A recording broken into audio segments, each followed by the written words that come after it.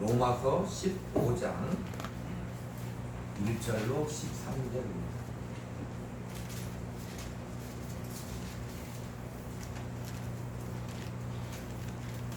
로마서 15장 1절로 13절 한 절씩 읽겠습니다. 믿음이 강한 우리는 마땅히 믿음이 약한 자의 약점을 감당하고 자기를 기쁘게 하지 아니할 것이라. 우리 각 사람이 이웃을 기쁘게 하되 선을 이루고 덕을 세우도록 할지니라.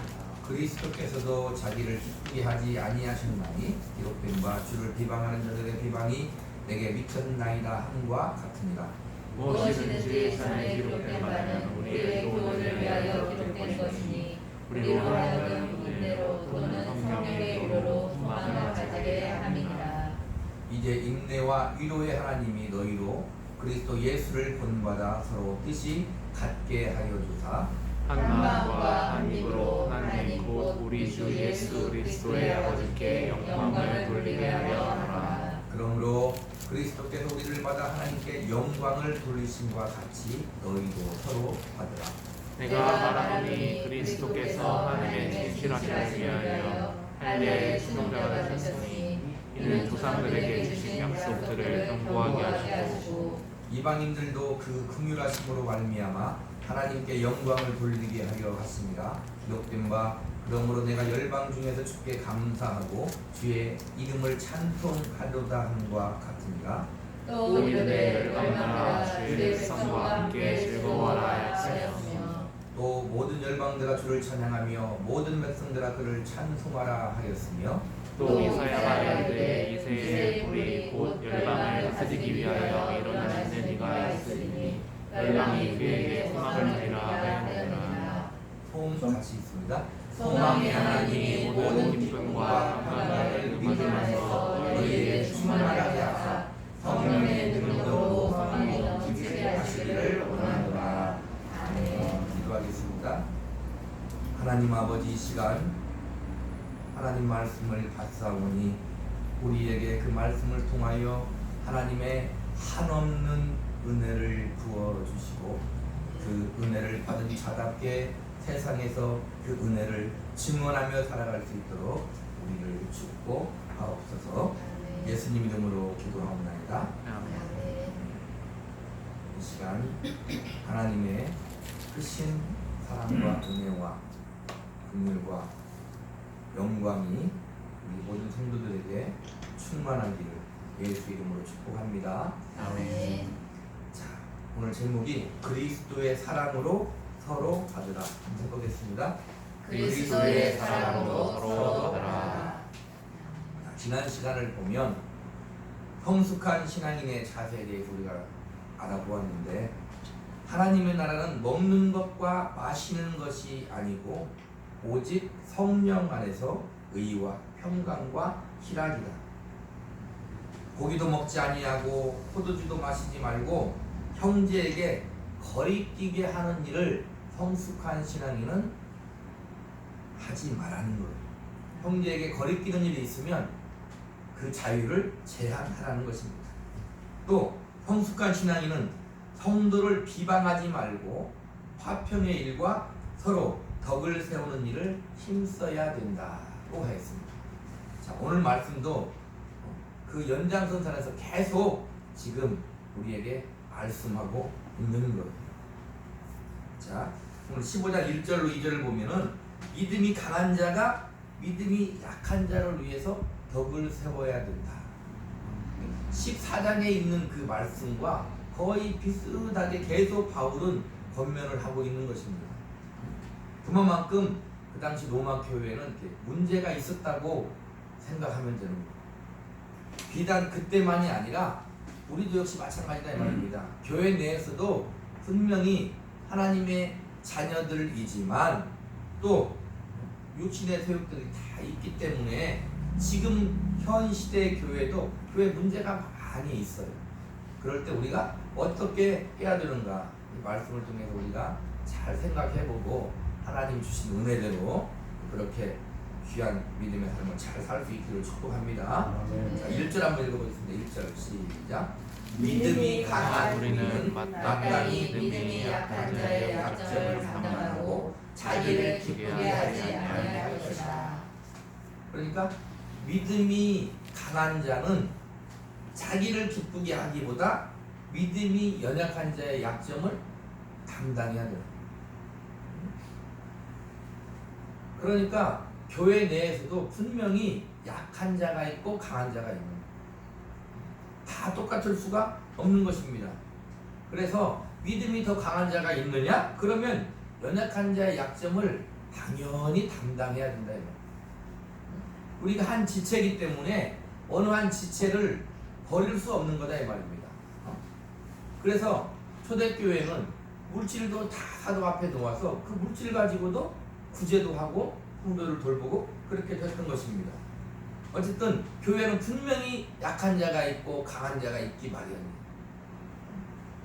그래서 강한 자는 연약한 자의 약점을 담당해야 되는 거예요. 담당을 해야 되기 때문에 어떤 일이 일어나냐면 힘이 드는 거예요. 왜?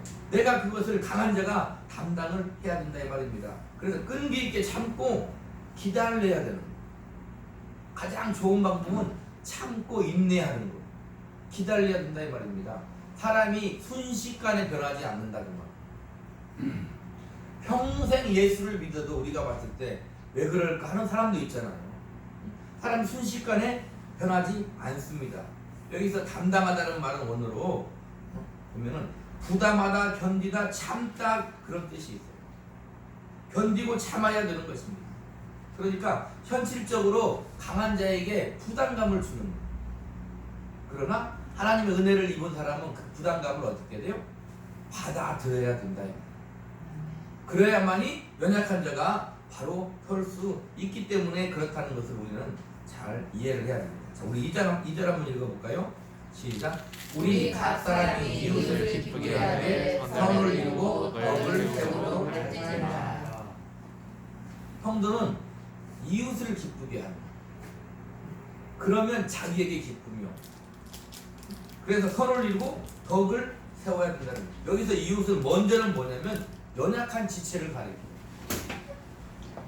먼저는 교회 내에서 이웃은 연약한 지체를 가리켜요. 더 나아가면 세상 사람도 될 수 있는 것입니다. 그러나 먼저는 교회 내에서 연약한 지체를 어떻게 그의 약점을 강한 자가 담당을 해야 된다 그렇게 말하는 거예요. 여기서 선으로 번역된 그 말이 토아가돈인데 물질적이고 또 도덕적이고 종교적인 모든 것을 가리켜요. 그러나 가장 가리키는 것은 뭐냐면 영적으로 유익이 되는 것을 가리킨다. 아니 어찌 보면은 우리는 영적인 것 따로 있고 뭐예요? 육적인 것 따로 있는 게 아니에요. 신앙생활도 영적인 신앙생활이 따로 있고 육적인 게 따로 있는 게 아닙니다. 우리가 교회 와서 예배하는 것은 영적인 것이고 세상에 나가서 믿음을 가지고 사는 것은 육적인 것 그렇지 않습니다. 우리가 로마서를 하고 있는데 로마서 12장은 뭐예요? 우리의 삶을 하나님께 드리는 것이 영적 예배라고 그렇게 말하는 것입니다. 그래서 그것이 바로 영적으로 유익되는 모든 것이 우리의 삶 가운데 가지고 있는 살고 있는 모든 것이 바로 그 선이다 이 말이에요. 또 덕을 세운다고 했는데 덕을 세워야 되는 거예요. 말 그대로 뭐냐면 건설, 건축 이런 뜻도 있다 이 말입니다. 이게 세우는 거예요. 덕을. 그러니까 어떻게 돼요? 노력을 투자해야 돼요. 힘을 투자해야 돼요. 그냥 간단히 선을 세우고 덕을 세운다 그렇게 해서 끝나는 문제가 아니라는 것입니다. 그래서 우리에게는 무엇이 필요해요? 힘을 다하는 인내와 기다림이 필요합니다. 그래야만이 자 보세요. 왜 교회가 예배를 드리고 말씀을 듣고 기도하고 그런 것들을 평생 하나요? 한 번 와서 예수 믿고 구원받고 끝나면 신앙생활이 구원받았으면 끝나는 거 아니에요? 자, 목사님들이 교회를 한다고 해요. 또 다른 말로 말하면 뭐라고 해요? 목회를 한다고 그러죠? 또 다른 말로 말하면 목양을 한다고 해요. 양떼를 길러야 된다 이 말이에요. 왜 그런 말이 필요할까요? 연약한 지체가 있고 그냥 구원받은 것으로 간단히 끝나는 문제가 아니라는 거예요. 길러서 양육해서 성경의 말씀대로 그리스도의 장성한 분량에 이르기까지 우리는 자라나야 될 뭐예요? 사명이 책임이 우리한테 있는 거예요. 예수를 믿었으면 자라나야 된다 이 말입니다. 그리고 좀 더 자라난 자가 있다면, 믿음이 강한 자가 있다면 약한 자의 그 약점을 능히 감당을 해야 된다. 그렇게 말하고 있는 거예요. 그래서 우리는 우리 성도가, 연약한 지체가, 더 나아가 이웃이 그리스도를 본받고 예수 믿는 삶을 잘 살 수 있도록 우리가 그들을 섬겨야 된다는 것을 우리는 잘 알아야 됩니다. 자, 그 밑에 보면 3절부터 7절은 뭐냐면 그리스도를 본받아서 서로 용납할 것을 권고하고 있는 거예요. 3절 한번 읽어보겠습니다. 시작. 그리스도께서도 자기를 기쁘게 하지 아니하셨나니 기록된 바 주를 비방하는 자들의 비방이 내게 미쳤나이다 함과 같으니라. 그리스도의 삶은, 우리 주님의 삶은 자기를 기쁘게 하지 않으시고 오히려 하나님을 향한 비방을 담당하는 삶이었어요. 그럼 주님에게만 끝나냐? 그렇지 않다. 우리도 그렇다 이 말입니다. 그러니까 예수 믿는 것은 쉬운 게 아니에요. 예수 믿고 구원받는 건 우리가 알잖아요. 하나님의 순전하신 전적인 은혜로 우리는 예수를 믿게 되고 구원을 순식간에 받을 수 있어요. 그리고 우리는 구원을 받았어요. 그것으로 끝나는 게 아니라 그 예수를 믿으면서 이렇게 어떻게 하나님을 기쁘시게 하고 하나님을 향한 비방을 담당하면서 살아야 돼요. 누구처럼? 우리가 믿는 주님처럼 그래야 된다 이 말입니다. 그러니까 만만한 삶이 아니라는 것. 자, 그래서 3절부터 7절까지 믿음이 강한 자가 자기를 기쁘게 하지 않고 연약한 자의 약점을 담당해야 되는데 그 근거가 뭐다? 그 근거는 바로 그리스도께서 친히 그렇게 행하셨다는 거예요. 그리스도께서 친히 그렇게 행하신 그것이 우리가 그렇게 연약한 자를 어떻게 세우고 참고 인내하고 섬기고 그런 근거가 되는 거예요. 그냥 우리가 할 수 있는 게 아니다 이 말입니다. 우리가 믿는 주님이 그렇게 친히 보이신 거예요. 고린도서 5장 15절을 보면 그가 모든 사람을 대신하여 죽으신 거예요. 주님이 모든 사람이 죄되기 때문에 죽어야 되지만 주님이 대신하여 죽으심은 살아있는 자들로 하여금 다시는 그들 자신을 위하여 살지 않고 오직 그들을 대신하여 죽었다가 다시 살아나신 이를 위하여 살게 하려 함이에요. 우리가 예수를 믿은 이유가 뭐다고요? 자기 자신만을 위하여 살지 않는 거예요. 은혜를 입은 사람은, 구원을 받은 사람은, 하나님의 자녀는 자기 자신만을 위해 살지 않아요. 세상 사람도 인격이 훌륭한 사람 보세요. 자기 자신만을 살지 않아요. 자기가 가지고 있는 부와 지식과 명예와 권력을 가지고 제대로 된 인격자는 자기 자신만을 위해 살지 않아요. 다른 사람을 위해 살아요. 하물며 우리 그리스도인들은 어떻게 해요? 자기 자신만을 위해 살지 않아요. 근데 우리가 자기 자신만을 살지 위해 자기 자신만을 위해 살지 않으면 그들에게 뭘 줄 수가 있어요? 우리는요? 생명을 줄 수가 있는 거예요. 그게 다른 거예요. 세상은 아무리 좋은 것도 생명을 줄 수가 없어. 그러나 우리의 삶은 그들에게 무엇을 줄 수가 있다? 생명을 줄 수가 있다 이 말입니다. 그래서 우리는 서로 용납하고 세워야 되는 삶을 사는 거예요. 주님께서 고린도후서에 보면은 가난하게 되셨다고 그래요. 주님이 가난하게 되실 수가 있습니까? 하늘 보좌를 박차고 이 땅에 사람으로 오신 것이 바로 주님이 가난하게 되신 거예요. 더 나아가서 십자가에 주님의 몸을 내주었다 이 말입니다. 그것이 우리의 근거다 그 말이에요. 우리 믿음의 근거고 그것이 우리가 섬겨야 되는 근거다 그 말이에요. 보세요. 요즘에는 이 가정도 보면은 결혼 과정들이 많잖아요. 근데 집안에 내들이라는 것도 있고 가풍이라는 것도 있잖아요. 그 집안에 효자가 있으면 아버지가 효자면 자식은 꼭 효자가 돼요. 왜 그럴까요? 그 부모가 한 것 그대로 본다 이 말입니다. 응?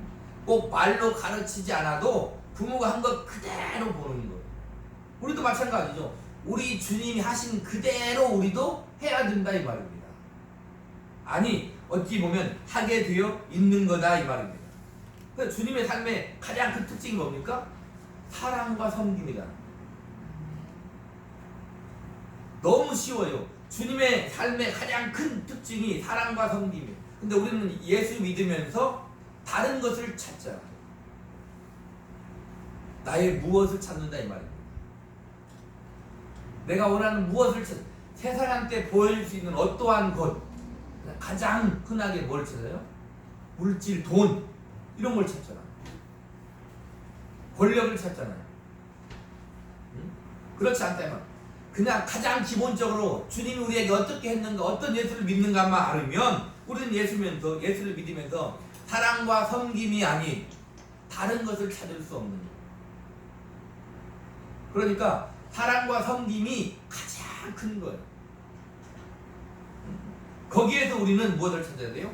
믿음의 근거를 찾아야 되고 믿음의 정체성을 찾아야 된다 이 말입니다. 그래서 주님은 이 땅에 오셔서 주님을 위해 하신 게 아니라 모두 다 우리 죄인들을 위해 하신 거예요. 우리 죄인이 완벽하게 회개해서 우리를 바라보고 하신 게 아니라 우리가 죄인이었을 때 주님이 이 땅에 오셨고 우리가 죄인이었을 때 우리 죄를 담당하셨고 우리가 죄인이었을 때 그럴 때 주님은 어떻게? 십자가에 죽으셨다는 것을 우리는 잊으면 안 되는 것입니다. 그래서 주님은 항상 자기 몸을 아끼지 아니하고 우리를 위해 하나님 앞에 자기 몸을 화목제물로 드린 것처럼 우리를 위해 사십니다. 주를 위해 어떻게 하라는 것을 주님은 요구하신 적이 없다 이 말입니다. 그래서 성도로서 우리가 힘써 추구해야 할 삶이 바로 이런 주님과 같은 삶입니다. 그래서 우리는 바울은 성경에 보면 고린도전서에 뭐예요? 내가 그리스도를 본받는 자 된 것 같이 너희도 나를 본받으라고 했습니다. 우리도 본받으라고 할 수 있는 것입니다. 왜요? 우리가 주님을 본받는다면 세상 사람에게 믿음이 연약한 자에게 본받으라 할 수 있는 거예요. 교만해서 그런 게 아니라 주님을 본받은 자라면 그렇게 할 수 있다는 것을 우리가 알아야 됩니다. 그래서 우리가 위대한 믿음의 삶을 살 수 있는 것은 뭐다? 주님과 같은 삶을 사는 거예요. 우리가 살 수 있을까요? 살 수 없을까요? 살 수 있어요. 왜요? 주님이 함께 하니까요. 주님이 미리 육신을 입고 하나님의 아들이 그렇게 사셨다 이 말입니다. 우리 15장 4절 한번 읽겠습니다. 시작. 무엇이든지 전에 기록된 바는 우리의 교훈을 위하여 기록된 것이니 우리로 하여금 인내로 또는 성경의 이로로 소망을 가지게 함이니라. 성경의 모든 기록은 뭐라고요? 성도의 교훈을 위해서 기록된 거다 이 말입니다. 그러니까 성경은 예수를 위대하는 당위성도 말하지만 대부분 누구한테 말을 하는 거예요? 예수를 믿고 은혜를 입은 하나님의 자녀들한테 얘기하는 거예요. 그래서 성도에게 교훈을 주려고 기록했다 이 말입니다. 근데 거기에 무엇이 따라요? 믿음의 인내와 성경의 격려를 통해서 소망을 가지고. 소망이라고 하는 것은 아직 이루어지지 않은 거예요. 아직 이루어지지 않았는데 이루어지지 않았기 때문에 또 뭐가 필요해요? 성경의 격려가 필요하고 믿음의 인내가 필요하다 이 말입니다. 우리는 신령한 사람들이 하나님의 음성을 귀로 들었다고 하면은 어때요? 나도 하나님 음성을 듣고 싶잖아요. 그죠? 나도 성경을 읽다가 기도하다가 살아가는데 하나님의 음성을 똑똑히 들었으면 좋겠다. 그러지만은 들을 수 있으면 들으면 좋겠죠. 성경의 이루라는 것이 뭐예요? 하나님이 말씀으로 성경을 기록했다 이 말입니다. 그 음성을 들으나 기록된 말씀을 통해서 하나님 내게 하시는 말씀이나 주의 종이 지금 똑똑하게 이렇게 말씀의 선포를 통해서 내게 들려지는 말씀이나 똑같이 하나님의 음성이다 이 말입니다. 그러니까 오히려 믿음이 연약한 사람이 들려요. 성경만 읽어도 하나님의 음성을 아는데 굳이 들을 필요 있나요? 주님이 말씀하잖아요. 지금 성경이 위로한다는 것, 기록된 말씀으로 우리를 위로한다는 것입니다. 그래서 우리는 성경을 읽어야 돼. 그런 의미에서 성경을 읽어야 된다 이 말입니다. 여기에서는 구약 성경이 기록됐다는 것인데 뭐예요? 단순히 그냥 과거의 사실에 그치는 게 아니다 이 말입니다. 현재 영적인 삶을 살아가는데 우리 성도들에게 교훈을 준다는 거예요. 시대를 초월해서 어제나 오늘이나 영원토록 우리에게 하신 말씀입니다. 아, 성경이 그랬구나 끝나면 뭐예요? 세상에 그냥 어떤 인문학의 수필이나 좋은 말이나 세상의 잠언에 끝난다 이 말입니다. 그러나 아니, 지금 내게 살아서 하나님이 역사하시는 말씀인 것, 그리고 그 말씀 우리에게 생명이다 이 말입니다. 자, 인내라는 것도 그게요. 인내가 뭡니까? 소망이 아직 이루어지지 않았기 때문에 인내가 필요한 거예요. 그때까지 고통을 견디어내는 거예요. 고통을 견디어내는 거예요. 우리가 가끔 얘기하잖아요. 우리가 하나님 나라에 완벽하게 주님 품에 안기기 전까지는 우리에게는 언제나 인내가 필요한 거예요. 우리에게는 언제나 고통이 있을 수 있는 거예요. 이 땅에 지상 낙원이 이루어지지 않는다 이 말입니다. 힘든 것이나 복하는 것이나 애통하는 것이나 그런 것이 이 땅에 없어지는 게 아니에요. 이 땅은 그게 있을 수 있어요. 그러나 하나님의 다스림을 받고 있다면 그게 바로 하나님의 나라라는 것을 우리는 잊으면 안 되는 것입니다. 여기서 위로라는 말도 원어대로 하면 뭐예요? 위로 권면이라는 뜻이 있는데 보혜사, 대언자 많이 들어봤잖아요? 파라클레토스라는 얘기예요. 그러니까 성령의 위로가 힘이 우리에게 주어져야 된다. 바로 보혜사 성령께서 우리에게 인격적으로 힘을 주시고 어떻게 용기를 주시고 위로를 주신다는 거다 이 말이에요. 그래서 성령님을 얘기할 때는 특별히 어떻게 얘기해요? 아버지 하나님의 사랑, 우리 주님의 은혜, 성령의 위로다 이 말이에요. 물론 그분은 그 하나님은 동사하시는 거예요. 그러니까 특별히 성령님 우리에게 무엇을 주신다? 위로해 주신다는 거예요. 그 위로의 귀를 기울여야 돼요. 가장 큰 위로가 뭐예요? 지금 주의 종이 선포하잖아요. 하나님이 우리를 사랑하십니다. 예배를 통해서 말씀을 들으면 위로를 받아야 돼요. 하나님이 주시는 위로 안에 생명과 치유와 회복이 있는 거예요. 또 성령님이 무엇을 통해서 아까도 얘기했지만 위로를 주시냐면 성경을 통해서 위로를 주세요. 성경을 읽어야 돼요. 예, 성경을 많이 읽어야 돼요. 더 중요한 것은 성경을 제대로 읽어야 된다 이 말이에요. 한 문장을 읽어도 하나님이 내게 하신 말씀의 힘이 무엇이고 주는 생명이 무엇인가를 우리는 제대로 알아야 되는 것입니다. 자, 5절 6절 한번 읽겠습니다. 5절 6절 시작. 이제 인내와 위로의 하나님이 너희도 그리스도 예수를 본받아 서로 뜻이 같게 하여서 한 마음과 한 입으로 하나님 곧 우리 주 예수 그리스도의 아버지께 영광을 돌리게 하려 하노라. 자, 이처럼 인내와 격려의 원천이신 하나님께서 성도들로 하여금 그리스도를 본받아 서로 뜻을 합하여 한 마음과 한 입으로 하나님께 찬미를 들을 수 있도록 하시는 거예요. 근데 여기서 인내와 위로의 하나님이 그랬으니까 하나님이 바로 인내와 위로의 그 자체라는 것을 우리는 봐야 됩니다. 4절에 기록된 것 같이 성도가 소망을 가질 수 있는 것도 인내와 성경의 위로를 통해서인데 지금 5절에서 뭐라고 얘기하는 거예요? 하나님이 인내와 위로의 그 자체라는 거예요. 자, 그래서 하나님께서 기뻐하신 삶을 우리가 영위하며 살기 위해서는 인내, 원어로 휘포모네, 인내가 필요하다 이 말입니다. 그래서 이 보세요. 하나님의 속성이라는 것이 뭐냐면 이 휘포모네, 인내가 하나님의 그랬으니까 하나님이 가지신 속성 중에 하나예요. 우리만 인내하는 게 아니다 이 말입니다. 보세요. 우리 죄인들을 바라볼 때 하나님이 인내하시고 참으시는 거예요. 하나님이 거룩하신 하나님이 죄를 그렇게 미워하신 하나님이 우리 죄인들을 바라볼 때 참으시는 거예요. 왜 참으십니까? 예수 그리스도의 은혜 때문에 참으시는 거다 이 말이에요. 얼마나 다행한 일이냐 이 말이에요. 그래서 여기서 위로 파라클레세우스인데 이것은 뭐냐면 하나님의 속성 중에 하나다 이 말이에요. 이게 하나님으로 우리는 위로를 받을 줄 알아야 돼. 내가 기도할 때 성령의 역사를 통해서 하나님의 위로를 받을 줄 알아야 돼요. 내가 성경을 읽을 때 성령의 역사를 통해서 하나님의 위로를 받을 줄 알아야 돼요. 내가 설교를 들을 때 하나님이 내게 하시는 말씀을 들어야 돼요. 자 보세요. 목사가 다른 얘기 하지 아니하고 성경에 있는 얘기를 말씀하고 있다면 그건 분명히 하나님의 말씀이에요.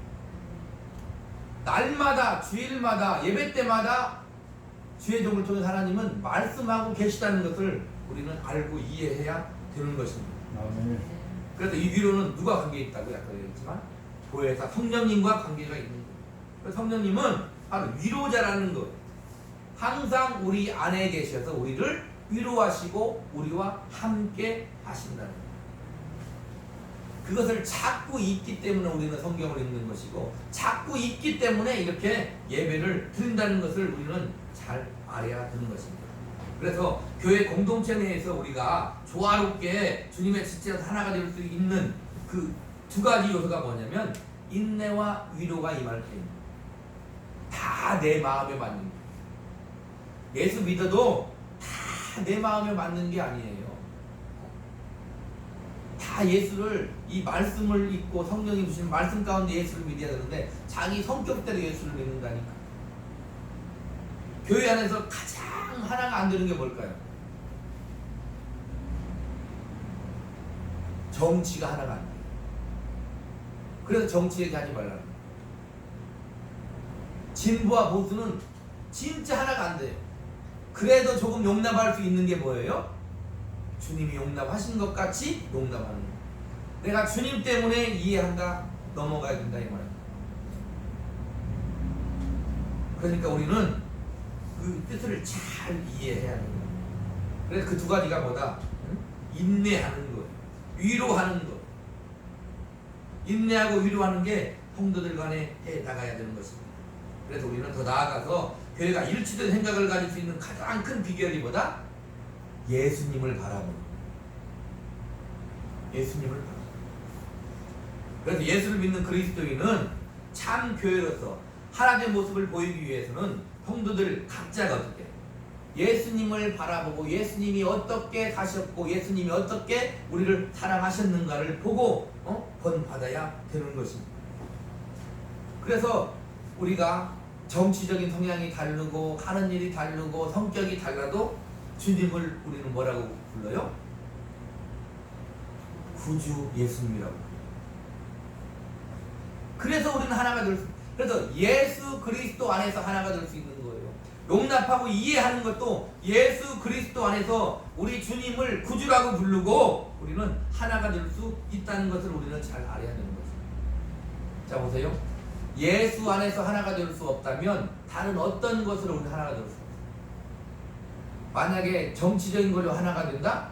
거기는 분명히 불화가 있어요. 단 어떠한 나의 이익을 위해서만 하나가 된다? 거기에는 분명히 분열이 있고 다툼이 생기게 마련인 것입니다. 우리 15장 7절 보겠습니다. 7절 시작. 그러므로 그리스도께서 우리를 받아 하나님께 영광을 돌리신 것과 같이 너희도 서로 그리스도께서 성도를 용납하여 하나님께 영광을 돌리신 것 같이 너희가 서로 용납하고 받으라는 거예요. 오늘 제목이 뭐예요? 오늘 제목이 뭐예요? 그리스도의 사랑으로 서로 받는 거예요. 주님이 우리를 받으셨으니까 서로 받는 거예요. 받으라 이 말은 아주 적극적인 명령이잖아요. 그 말은 뭘까요? 명령으로 해야 우리가 받을까 말까다 이 말이에요. 힘들다 이 말입니다. 사람을 받고 나와 다른 사람을 받고 이해하고 용납하고 또 내가 싫은 사람을 받을 수 있는 것은 그건 엄청나게 어려운 거. 근데 주님이 우리를 받았어. 그리고 주님은 받은 그 대가가 뭐예요? 우리를 받으신 대가가 십자가에 죽으시는 거예요. 그런데도 우리를 받아서 십자가에 죽으시고 우리를 구원했다 이 말입니다. 우리의 근거가 바로 주님인 것을 우리는 잊으면 안 된다는 거예요. 자, 그래서 우리 성도는 그리스도께서 받으신 자들을 거부할 권리가 우리에게는 없어요. 이해되십니까? 주님이 받은 자를 거부할 권리가 우리는 없는 거예요. 우리는 있다고 생각하죠. 취사 선택할 수 있다고 생각하죠. 그렇지 않다 이 말이에요. 주님이 받았다면 우리도 어떻게 됩니까? 100% 마음이 열리지 않았어도 이해하고 용납해야 되는 거예요. 일단 지식으로 먼저 받아들여야 돼요. 지식으로 주님이 받았으면 내가 받아야지. 일단 내 지성으로 그걸 받아들여요. 그래서 그게 내게 믿음이 돼야 돼요. 인격적인 이해가 돼야 돼요. 그러면 어떻게 돼요? 받을 수 있는 거예요. 잘 안 되죠. 그러니까 주님께 힘달라고 기도하는 거예요. 다른 것을 기도하는 게 아니다 이 말이에요. 그래서 주님이 우리가 죄인이라는 것, 하나님과 원수인 거예요. 원수 되었을 때 우리의 허물과 약점까지도 모든 연약한 것을 주님이 담당해요. 그리고 우리에게 생명을 준 것 같이 우리도 우리 지체들의 저 세상의 허물과 약점까지도 모두 우리가 짊어집니다. 그들도 예수를 믿어야 되지만 예수님을 믿고 구원을 받아야 되잖아요. 하지만 우리도 주님과 같이 그들의 연약한 지체의 약점과 허물을 우리가 짊어지는 거다 이 말이에요. 그래야 어떻게 할 수 있다고요? 서로 받을 수 있는. 8절로 12절은 유대인과 이방인이 다 함께 하나님께 영광을 돌리라고. 유대인과 이방. 자, 그 당시 생각해 보세요. 유대인과 이방인 한 교회에 있어. 그리고 한 지체야. 예수를 믿고 한 교회에 있는 것 같지만 로마 교회에 있는 거 아니에요? 로마 교회 지금 유대인들과 이방인들이 같이 그리스도인이 된 거예요. 쉽지 않았을 거라 이 말입니다. 그러니까 문제가 발생하고 계속 이렇게 15장 내내 얘기하고 14장 내내 얘기하고 15장 와서 또 얘기하는 거. 자, 8절 한번 읽어보겠습니다. 8절 시작. 내가 말하노니 그리스도께서 하나님의 진실하심을 위하여 할례의 지존자가 되셨으니 이는 조상들에게 주신 약속들을 견고하게 하시고. 주님이 할례의 추종자가 되어서 약속들을 견고하게 하셨다는 거예요. 할례의 추종자가 되셨다는 것은 뭐냐면 할례 받은 자들을 위하여 대속의 사역을 감당했다는 거예요. 그게 할례의 추종자가 되셨다는 말씀이에요. 근데 그 근거는 뭐다? 그들에게 약속을 했기 때문이다. 아브라함에게 약속했잖아요. 이스라엘 백성들에게, 유대인들에게 하나님은 약속을 했기 때문에 그들을 위해 대속의 사역을 감당했다 이 말입니다. 그래서 주님은 그들의 약속을 주님이 어떻게 성취했는가를 친히 그들에게 보여주십니다. 자, 그래서 예수님은 그냥 와서 죽으신 게 아니라 하나님의 언약, 구원의 약속을 이루신 거다 이 말입니다. 그래서 유대인들을 구원할 때는 무엇 때문에 그랬다고요? 하나님의 신실하신 언약을 성취하기 위해서 주님이 십자가를 지십니다. 자, 그럼 이방인들은요? 자, 9절부터 12절 한번 읽겠습니다. 9절부터 12절. 자, 시작. 이방인들도 그 긍휼하심으로 말미암아 하나님께 영광을 돌리게 하려 하시니라. 기록되나 그러므로 내가 열방 중에서 주께 감사하고 주의 이름을 찬송하리라. 그리스도께서 이방인들로 하여금, 자, 유대인들은 어떻게, 왜 그들의 구속사역을 주님이 감당했다고요? 언약 때문에. 언약 때문에. 근데 이방인들은 어떻게 해요? 그 긍휼하심으로 말미암아 하나님이 불쌍히 여기는 것. 그러니까 유대인과 이방인을 구원함에 있어서 그 밑에 무엇이 있느냐? 하나님의 약속, 언약과 긍휼하심이 있다 이 말입니다. 그래서 이방인들은 하나님의 긍휼하심을 인하여 이 역사에 동참하게 되는 거예요.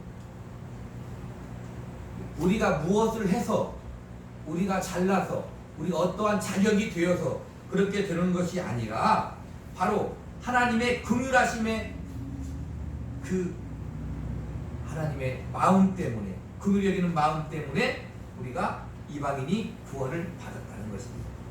여기서 그 긍휼하심을 인하여로 번역된 말은 바로 엘레오스인데 뭐냐면 불쌍한 자와 고통받는 자를 향하여 그들을 구제하고자 베푸시는 하나님의 친절이다 이 말이에요. 왜요? 하나님이 그들에게 친절을 베풀지 아니하시면 어떻게 해요? 그들은 살 수가 없기 때문에. 자, 이럴 때 고통을 받는 죄인들은 하나님에게 은혜를 베풀어 달라고 친절을 베풀어 달라고 요구할 권리가 없는 거예요. 아니 알 수도 없는 거예요. 죄로 인하여 가리워져서 하나님께 그렇게 요구할 수도 없는 것입니다. 그래서 하나님의 사랑은 뭐예요? 무조건적인 사랑인 거예요. 무조건적으로 그 사랑과 은혜를 받아. 그럼 우리가 서로 받을 수 있는 그 근거도 뭐다? 무조건적으로 받아야 되는 거예요. 왜? 내가 그 사랑을 받았습니다. 이방인들도 마찬가지입니다. 이방인들도 하나님에게 구원을 요청할 권리가 없는 거예요. 하나님의 무조건적인 사랑과 은혜와 그 친절의 행위로서 하나님의 구원에 동참하게 돼요. 9절 읽겠습니다. 9절 뒤쪽에 보면 자, 그러므로 내가 열방 중에서 주께 감사하고 주의 이름을 찬송하노다 함과 같으니라. 자, 그러니까 어떻게 해야 된다? 열방과 함께 어떻게 그 하나님의 구원에 대해서 감사하고 찬송해야 된다. 이런 말이 왜 나오나요? 지금 로마 교회 안에 유대인들과 이방인들이 같이 있다 이 말입니다. 같이 한 지체로서 하나님을 찬양해야 되는 거예요. 지금도 마찬가지예요. 교회 안에 이렇게 로마 교회에 유대인들과 이방인이 있는 것 같이 교회 안에 각양각색의 사람이 있어요. 진보가 있고 요즘에는 그게 가장 쉬워. 진보가 있고 보수가 있다 이 말입니다.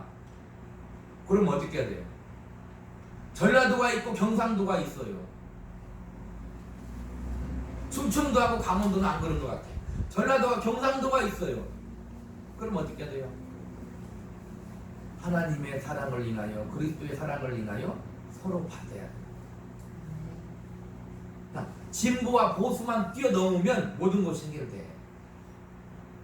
세상은 해결 안 되잖아요. 근데 교회도 해결이 안 돼. 아니 우리는 그걸 그리스도 예수 안에서 어떻게 해결이 되어져야 되는 사람이다 이 말입니다. 아멘? 자 10절 읽겠습니다. 시작. 또 이르되 열방들아 주의 백성과 함께 즐거워하라 하였으며. 이방인도 주의 백성과 더불어 어떻게 구원의 기쁨을 찬양해야 된다 이 말입니다. 그러니까 로마 교회 내 분열과 갈등이 지금 잘못된 것을 계속 바울은 지적하고 있는 거예요. 그냥 간단히 하나 되는 것을 뛰어넘어서 같이 기뻐해야 된다 이 말입니다. 구원의 기쁨은 왜 그럴까요? 유대인들은 워낙 현민사상이 강하다 이 말입니다. 이방인들은 구원 받아서 안 될 대상으로 생각하는 거예요. 그렇지 않다. 같이 구원 받아야 되고 그 기쁨도 같이 누려야 되는 대상이라는 거예요. 현재 교회 내에서 나는 진보인데 보수도 어떻게 같이 구원의 기쁨을 누려야 되는 대상입니다. 그도 위하여 죽으신 형제, 그리스도께서 위하여 죽으신 형제, 그것을 우리는 잘 이해해야 되는 것입니다. 11절 읽겠습니다. 11절 시작. 또 모든 열방들아 주를 찬양하며 모든 백성들아 그를 찬송하라 하였으며. 찬양을 받으셔야 할 이유는 하나님께 무수히 많아요. 근데 그 가장 뚜렷한 그 하나님의 큰 일이 뭐다? 우리에게 구원을 베푸신 거다. 그 은혜를 인하여 하나님은 찬양 받으시기에 합당하신. 하나님은 우리의 그냥 영원히 구원받는 그것에 머물러 있지 않으시고 우리의 생사화복을 주관하시고 그냥 날마다 우리 신자들이 하는 말이 아니라 진정으로 하나님이 우리의 생사화복을 주관하시고 우리의 모든 것을 하나님이 주관하시는 거예요. 그런 의미에서 우리의 운명은 정해져 있는 거다 이 말입니다. 아버지 품에 안기는 운명은 정해져 있어요. 그 예수 안에서 우리는 마음껏 뭘 할 수 있어요. 우리의 삶을 펼칠 수가 있습니다. 방종과 방탕이 아니라 오늘 말씀대로 뭐예요? 서로 받으면서 사랑과 섬김으로 마음껏 하라 그 말입니다. 아내들이 여자가 가장 싫어하는 말이 무엇입니까? 아내들이 주 안에서 남편에게 순종하라 그런 말 아닙니까? 왜 싫어할까요? 세상의 가치관으로 그 말을 받으니까 당연히 싫어하는 거죠. 이게 무슨 말이라고요? 하나님이 주시는 복을 마음껏 누리라는 거예요. 오늘 보세요. 서로 받을 수 있는 근거가 주님이고 그 주님은 우리에게 뭘 했다? 우리에게 사랑과 섬김을 했다는 거 아니에요. 주님이 죽으시는 그것이 복인 거예요. 성경 그렇게 말하는 거예요. 남편에게 순종하는 것이 마음껏 복을 누리는 거예요. 그렇게 이해하지 않고 믿지 않으니까 그렇게 하는 것을 싫어하는 거죠. 예수 믿는 사람. 남편들도 마찬가지고. 우리 하나님의 말씀을 잘 이해해야 된다 이 말입니다. 가치관은 생각은 세상의 가치관을 가지고 성경을 읽으면 도저히 받아들일 수가 없는 거예요. 원수를 어떻게 살아갑니까? 원수를 갚아야 되는 거지. 하나님은 그러지 않으셨다 이 말입니다. 12절 읽겠습니다. 시작. 또 이사야가 이르되 이새의 뿌리 곧 열방을 다스리기 위하여 일어나시는 이가 있으니 열방이 그에게 소망을 주리라 하였느니라. 이사야의 예언이 뭐예요? 그리스도를 통해서 이방인을 포함한 자기 백성을 구원하신 하나님의 계획에 대한 선포였어요. 주님은 유대인들만의 그리스도 주님이 아니다 이 말입니다. 이방인들에게도 주님이시고 온 세상의 주님이신 거예요. 세상 사람은 예수를 안 믿으니까 그 주권이 주님의 손에 하나님 손에 없습니까? 아니다 이 말입니다. 예수 안 믿는 세상 사람도 그 모든 주권이 하나님의 주님의 손에 있다는 것을 우리는 잘 아십니다. 그래서 주님은 온 세상의 구주인 거예요. 이 세상에 흩어진 하나님의 백성을 찾기 위해서 이 땅에 오셨고 그 일을 위해서 십자가에 죽으셨고 부활하셨고 아버지에게 가 성령을 받아 지금 우리 교회에 그 성령이 오셔서 지금도 하나님의 일을 주님은 하시는 거다 이 말입니다. 그래서 우리는 전도하는 거예요. 하나님의 백성이 누군지 몰라. 우리는 전할 뿐이야. 우리는 주님의 마음을 가지고 긍휼함을 가지고 그들에게 진리를 복음을 증언할 책임이 우리에게 있다는 것입니다. 그래서 그분의 십자가는 우리 주님의 십자가는 유대인들만 위한 것이 아니라 인류를 위한 것이고 이것을 통해서 유대인들과 마찬가지로 이방인들도 함께 구원을 받아야 되는 것입니다. 그래서 소망은 누구 안에만 있어요? 예수 그리스도 안에만 소망이 있는 거예요. 예수 그리스도 안에만 소망이 있는 거다 이 말입니다. 그래서 이 소망은 반드시 이루어질 또 무엇을 바라는 거예요? 크게 얘기하면 그리스도의 재림을 바라는 거예요.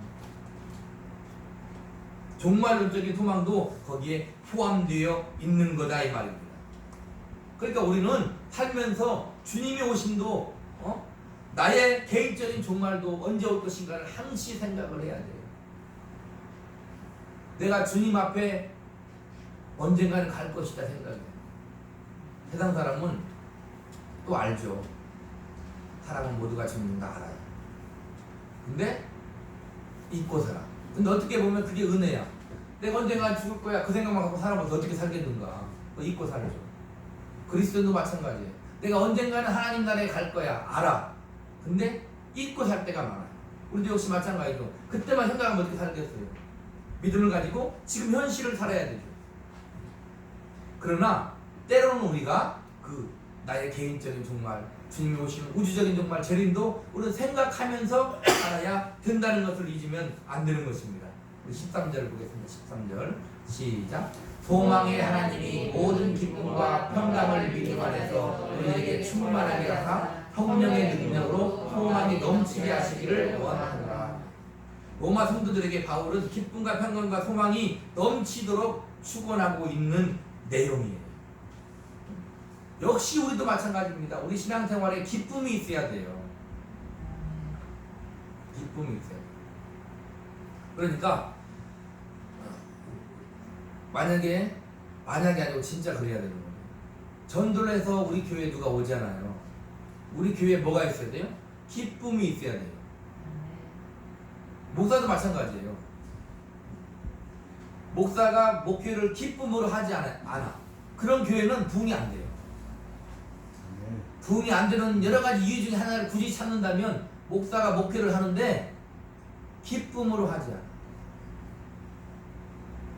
그런 교회는 부흥이 안 돼요. 하나님의 종과 저 세상의 무당과 다른 게 뭘까요? 그들은 대부분 어찌할 수 없어서 하잖아요. 그죠? 어찌할 수 없어. 주의 종들도 그렇게 하면 안 돼. 주의 종은 기쁨으로 하는 거예요. 하나님 내게 사명을 주셨다. 기쁨으로 그걸 받아들이는 거다. 이 말입니다.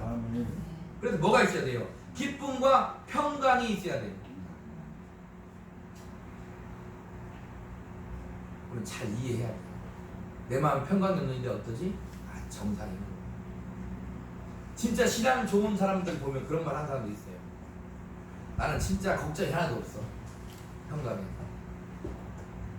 맞을 수도 있지만 다른 말은 말하는 거예요. 생각을 안고 사는 거죠. 성경에도 주님이 주시는 근심과 기쁨이 있다고 그랬어요. 우리는 주님이 주시는 근심을 해야 돼요. 그리고 또 무엇이 있어야 돼요? 주님이 주신 평강도 누릴 줄 알아야 돼요. 어려운 것입니다. 바울은 지금 어떻게 얘기하는 거예요? 기쁨과 평강과 소망을 누리기를 지금 로마 교회에 축원하는 거예요. 지금 이방인들과 유대인들이 섞여 있는 그리스도인이 된 그들에게 어떻게 기쁨과 소망과 평강이 있기를 누리는 거예요. 로마 교회에게 말하고 있다면 우리 교회에게, 우리 지금 현 시대의 교회들에게 말씀하고 있는 거다 이 말입니다. 근데 본절에서는 성부 하나님과 성령 하나님이 복을 주시는 주체로 등장해요. 지금 13절에 자 보세요. 소망의 하나님이 모든 기쁨과 평강을 믿음 안에서 너희에게 충만하게 하사 성령의 능력으로 이렇게 말한다 이 말입니다. 근데 12절에는 뭐라고 그래요? 12절 또 이사야가 이르되 이새의 뿔이 곧 열방을 다스리기 위하여 일어나신 이가 있으리니 이가 누구예요? 그리스도를 말하는 12절에는 주님이 주체가 된다 이 말입니다. 그러니까 삼위 하나님이 주시는 기쁨과 평강과 소망이 있다는 것. 그리고 이 소망은 성령의 능력을 통해서만, 성령의 능력 안에서만 우리가 가질 수 있는 거예요. 주님의 말씀대로 내가 주는 평안은 세상이 주는 평안과 같지 아니하리라. 이렇게 말할 수도 있는 거예요.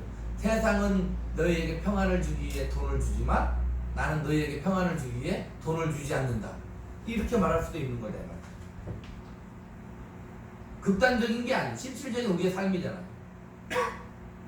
우리 그리스도인들에게 주님이 평안을 주기 위해서 물질을 마음껏 채워주십니까? 절대 그러시지 않죠. 세상은 물질을 채워주면 평안할 것 같죠? 아니요. 그러나 물질로 평안을 얻은 사람은 없다 이 말입니다. 그래서 이 소망은 우리 인간이, 우리 성도가 스스로 설정한 어떤 목표에 대한 바람과 달라. 잘 알아야 됩니다. 자, 다시 이 소망과 평강은 인간이 스스로 설정한 어떤 목표에 대한 바람과 달라. 다르다 이 말입니다. 우리가 설정하는 목표와 바람과 달라. 주님이 주시는 소망과 평강은 내 생각은 너희의 생각과 다르다 이 말입니다. 내가 너희에게 주고자 하는 것은 너희가 원하는 것과 달라. 그래서 세상은 우상을 섬겨. 왜? 우상은 내가 원하는 것을 줄 수 있다고 생각하기 때문에 그렇다 이 말입니다. 하나님은 내가 원하는 것이 아니라 하나님이 원하는 것을 주시는 거예요. 그게 기독교다 이 말입니다. 잘 이해해야 되는. 나는 왜 예수를 믿는데 잘 못 살까? 그렇게 생각하면 안 돼요. 내가 원하는 것은 하나님이 원하는 것일 수도 있지만 내가 원하는 것이 꼭 하나님이 원하시는 것과 일치하지 않을 수 있어요. 그럼 하나님은 어떻게 하신다? 하나님의 뜻을 포기하시는 것이 아니라 하나님의 뜻을 내게 이루신다는 거예요. 그걸 이해해야 되는 거예요. 예수 믿으면서 그것을 이해하지 못하면 날마다 불평과 불만만 쌓여요. 왜 내 삶은 예수를 믿는데도 이럴 것인가? 내가 진심으로 하나님을 사랑하고 예수 믿고 구원받은 것도 알고 하나님을 사랑하고 교회에도 그렇게 충성하고 열심히 사는데 내 생활은 이렇게 왜 나아지지 않는가? 이렇게 따져보면은 어떻게 돼요? 시험에 빠질 수 있는 거기에 대한 해답을 가지고 있어야 돼요. 아멘?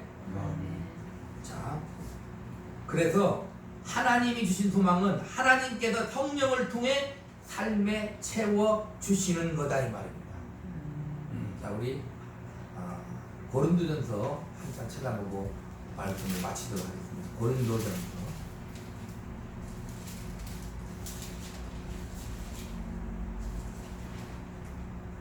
고린도전서 2장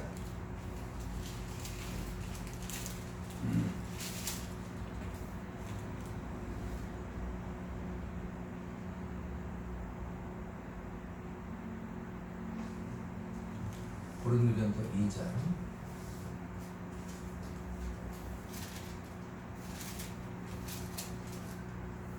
자 1장 30절부터 볼게요. 시작. 너희는 하나님으로부터 나서 그리스도 예수 안에 있고 예수는 하나님으로부터 나와서 우리에게 지혜와 의로움과 거룩함과 구원함이 되셨으니 기록된 바 자랑하는 자는 주 안에서 자랑하라 하거와 하려 함이라. 형제들아, 내가 너희에게 나아가 하나님의 증거를 전할 때 말과 지혜의 아름다운 것으로 아니하였나니 내가 너희 중에서 예수 그리스도와 그가 십자가에 못 박힌 것 외에는 아무것도 알지 아니하기로 작정하였습니다. 자, 3절 보니까 예수 안에 있는 그리스도 예수 안에 있고 예수는 하나님부터 나와서 우리에게 지혜와 의로움과 거룩함과 구원이 됐는데 자랑하는 자는 주 안에서 자랑을 하는데 그것이 뭐냐? 예수 그리스도와 그가 십자가에 못 박힌 것이다 이거. 이게 우리의 자랑과 영광은 뭐다? 주님의 십자가에 못 박힌 거다 이 말이에요. 그게 기독교예요. 그걸 잊어먹으면 안 돼. 근데 자꾸 다른 것에서 찾아. 응? 자,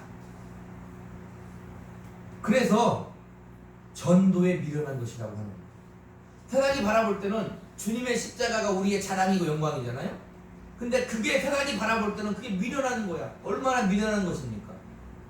근데 그 미련한 것으로 우리는 세상을 구원하는 거야. 세상이 바라볼 때 그 미련한 것, 주님의 십자가의 죽음으로 죽으면 끝난 것 같은데 아니 부활의 영광이 있다고 말하는 거다 이 말. 그게 우리 기독교다 이 말입니다. 그래서 본문에 성령을 통해서 우리에게 위로와 기쁨과 소망을 주시는 거예요. 그래서 서로 받을 수 있으려면 오늘 제목이잖아요. 우리가 서로 받을 수 있으려면 성령의 역사를 통해서 그리스도로 말미암아 하나님의 은혜가 충만히 있어야만 가능한 거예요. 내게 하나님의 은혜가 주님이 죽으신 십자가의 은혜가 내게 있어야 나하고 다른 진보를 보수를 나하고 다른 사람을 우리를 욕하는 세상을 우리가 받을 수 있는 거예요. 나의 사랑으로는 절대 되지 않아요. 하나님의 사랑과 은혜를 받은 자만 예수 그리스도를 통하여 하나님의 사랑과 은혜를 받은 자만이 나와 다른 자를 내가 받을 수 있는 거예요. 사랑할 수 있고 긍휼히 여길 수 있는 거예요.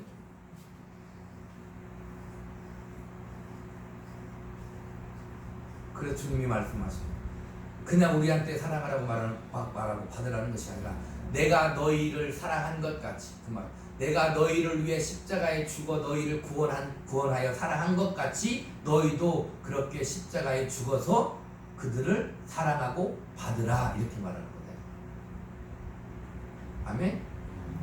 한 주간 이 말씀 기억하면서 우리 지체들을 받으며 세상 사람을 주의 사랑으로 받으면서 그곳에서 빛이 되시고 소금이 되시기를 우리 구주 예수 그리스도 이름으로 축복합니다. 아멘. 기도하겠습니다.